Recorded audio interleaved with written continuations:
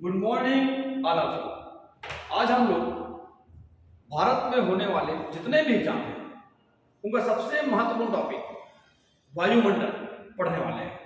देख क्या है, एक मिनट देखते हैं अपन अच्छे से क्या है। देखो ये हमारी पृथ्वी है। पृथ्वी के चारों तरफ जो भी वायुओं का आवरण होगा उसी को हम लोग क्या बोलेंगे, वायुमंडल। लेकिन ऐसा तो नहीं है कि हर जगह वायु का जो आवरण है, लेयर है, बराबर हो।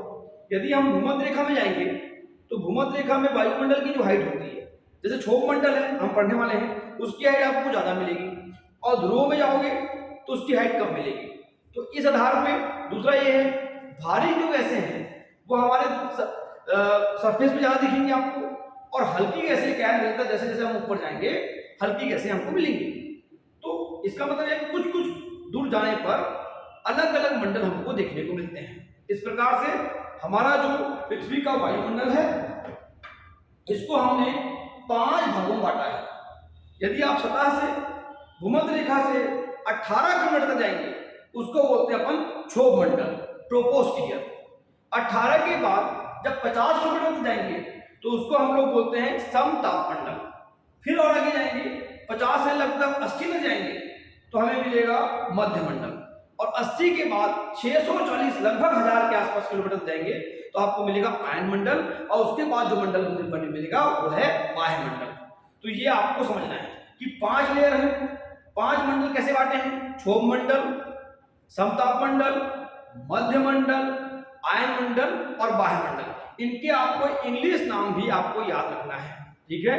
तो पहले एक एक मंडल को हम देखेंगे, ठीक है। पहला मंडल क्या है, क्षोभ मंडल। तो यहाँ ध्यान दीजिए, अगर 0 से लेकर 18 किलोमीटर जाएंगे तो ये जो मंडल होता है ये होता है हमारा क्षोभ मंडल। तो क्षोभ मंडल मतलब ट्रोपोस्फियर। इसका मतलब हमारे पृथ्वी की सतह से 18 किलोमीटर पे आप देखेंगे जितनी भी मौसमी घटनाएं हैं, आंधी तूफान का आना, बादलों का बनना, वर्षा होना, ये हर एक घटना, जितनी भी मौसमी घटनाएं हैं आपको इसी मंडल में देखने को मिलेगी, ठीक है। साथ ही साथ जितनी भारी गैसें हैं, CO2 वगैरह, वो भी आपको इसी मंडल में मिलेगा।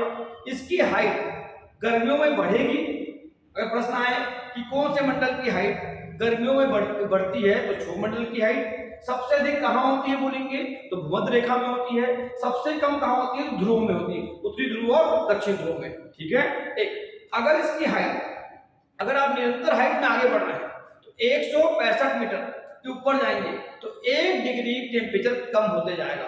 आपने देखा होगा जब हम पहाड़ों में जाते हैं, ऊंचाई पर जाते हैं तो हमें टेम्परेचर कम फील होता है। इसका मतलब वही है, यदि आप 165 मीटर के ऊपर जाते जाएंगे तो जो सेंटीग्रेड टेम्परेचर है वो कम होते जाएगा। मतलब यहाँ पे अगर 20 है और फिर जाओगे तो 19 होगा, 18 होगा, ऐसा चलते रहेगा। तो ठीक है, अगर आपको पूछेंगे कि मौसमी संबंधी घटनाएं कौन से मंडल में होती है तो पहला मंडल हमारा क्या बेटा, ट्रोपोस्फियर अर्थात क्षोभ मंडल। बादल का बनना, वर्षा का होना, बिजली का कड़कना, आंधी तूफान, हर एक चीज यहाँ होगी। इसीलिए जो एरोप्लेन और उड़ते हैं उनको बोलते हैं इस मंडल में मत उड़ो, आप जाके बाहर ऊपर जाइए। तो ऊपर जाओगे तो कौन सा मंडल मिल जाएगा अपने को, समताप मंडल। इसके बाद देखेंगे तो फिर से समझिए, क्षोभ मंडल की अगर बात आती है तो कहां से कहां, 0 से 18 मैक्सिमम हाइट, और 8 किलोमीटर कहां होती है, तो ध्रुव में होती है। बिजली का कड़कना, वर्षा होना, आंधी तूफान, और 165 मीटर ऊपर जाएंगे तो 1 डिग्री सेंटीग्रेड टेम्परेचर क्या होगा, कम होगा। और जितनी भी भारी गैसें हैं, जैसे हमारी भारी गैसें हैं मान लो CO2 वगैरह, हमें धरातल से ही ज्यादा मिलेंगे, ओके। उसके बाद हम जाते हैं 18 किलोमीटर से लेकर 50 किलोमीटर तक। होता क्या है, जहां से हम जा रहे हैं तो टेम्परेचर डाउन हो रहा है, तो यहां तक तो टेम्परेचर डाउन होता रहेगा। लेकिन समताप मंडल जो है यहाँ 20 से लेकर 35 किलोमीटर के बीच में मिलेगी हमको ओजोन परत। और ओजोन परत मतलब जो सूर्य से आने वाली हानिकारक परावैंगनिक किरणों को क्या करती है, अवशोषित कर लेती है। और बाकी जो किरण है, जो प्रकाश है, उनको हमारी पृथ्वी तक नहीं देती है। तो जब अल्ट्रावायलेट यहां से आएगी परावैंगनिक किरणें, तो परावैंगनिक जो किरणें हैं वो उससे ओजोन लेयर जब एब्जॉर्ब करेगी तो यहाँ पे क्या होगा, गर्मी बढ़ेगी। तो आप देखेंगे यहाँ टेम्परेचर डाउन हो रहा तो धीरे धीरे यहाँ से टेम्परेचर का जो है वो इंक्रीज होना चालू होगा। मतलब समताप मंडल में यहाँ पे देखेंगे टेम्परेचर डाउन हो रहा है, यहाँ बढ़ेगा, और कहीं ना कहीं टेम्परेचर देखेंगे तो बैलेंसिंग में रहेगा, और बैलेंसिंग होने के कारण ही हमने कहा क्या है, समताप मंडल।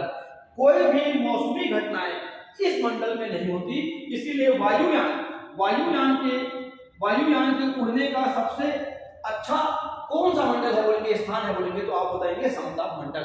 और मोस्ट इंपोर्टेंट प्रश्न है, ओजोन परत कौन से मंडल में पाई जाती है, तो समताप मंडल। ठीक है, अब आगे आ रहे हैं, फिर टेम्परेचर क्या होगा, डाउन होगा, और सबसे कम टेम्परेचर मध्य मंडल मिलेगा। सबसे कम टेम्परेचर कहां मिलने वाला है, मध्य मंडल। मध्य मंडल कहां से बेटा, 50 किलोमीटर से लेकर क्या है, इसको मेसोस्फीयर बोलेंगे, और 50 से कहां तक, 80 तक। अब आप समझिए, कई बार आपने देखा होगा कि लोग उड़ते हुए तारे बोलते हैं, फॉलिंग स्टार बोलते हैं। कई बार हम देखते हैं कोई तारा टूट रहा है, तो तारे तो गैस के होते हैं, तो तारे तो टूटेंगे नहीं।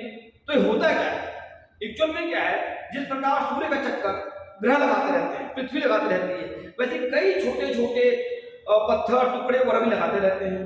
कई बार क्या होता है, पत्थरों में घर्षण होता है, और गुरुत्वाकर्षण के अट्रैक्शन के कारण कुछ पत्थर या कोई भी पिंड हमारी पृथ्वी की ओर आकर्षित होते हैं, और जब आते हैं और उनके बीच में जो घर्षण होता है तो उसमें आग लग जाती है, तो जलते हुए प्रतीत होते हैं, और जलते हुए प्रतीत होते हैं तो वही सर से जलते हुए प्रतीत होते हैं, तो हमें लगता है कि यह टूटता हुआ तारा है।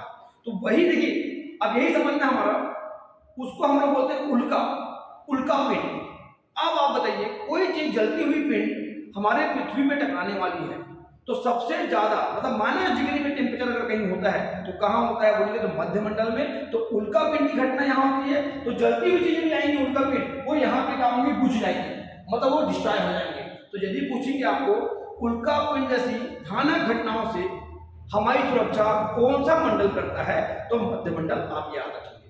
ठीक है, अब उसके आगे जाते हैं, इसके ऊपर जाओगे तो 80 से लगभग 1000 माइल, लेकिन आप 640 किलोमीटर जाएंगे तो वहां पे देखेंगे कि इतना ज्यादा, मतलब ऐसा है कि सभी चीज क्या आयन फॉर्म में आएंगे, तो इसको बोलते हैं अपन आयन मंडल। यहाँ पे आपको 4 लेयर मिलेंगी, डी लेयर, ई लेयर, एफ लेयर और जी लेयर। अब सोचिए 4 लेयर है, तो ये क्या काम करते हैं, तो सबसे बड़ी बात यह है, हमारी जो रेडियो तरंगे हैं, पृथ्वी से जाने वाली जितनी भी रेडियो तरंगे हैं, वो इन्हीं लेयरों से वापस आती हैं, और हम चाहकर बाद में कम्युनिकेशन में बहुत सारी चीजों में हम इनका यूज कर पाते हैं। तो यदि कोई पूछे आयन मंडल, या दूसरा बोले डी लेयर, ई लेयर, एफ लेयर कहाँ मिलते हैं, तो आयन मंडल। लेकिन बेटा एक चीज है, आपको ध्रुवों में एक घटना होती है, कई लोग समझ नहीं पाते, समझिएगा। उत्तर ध्रुव में है, उत्तरी ध्रुव के ऊपर में हल्का सा प्रकाश, हल्का सा मतलब ऐसा बोल सकते हैं आतिशबाजी टाइप का हरे कलर का आपको चमकते हुए दिखेगा।